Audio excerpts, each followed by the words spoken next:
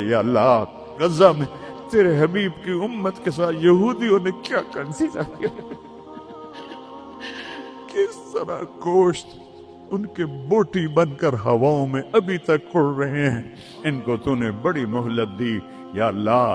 پہلی دفعہ جب سے امت وجود میں آئی ہے، یہ تیسری صدی جا رہی ہے کہ امت کیڑے مکوڑوں کی طرح پس رہی ہے، چکی میں گندم کی طرح پس رہی ہے، اور باطل غراتا ہے کہ ہم ہیں اس کائنات کے مالک۔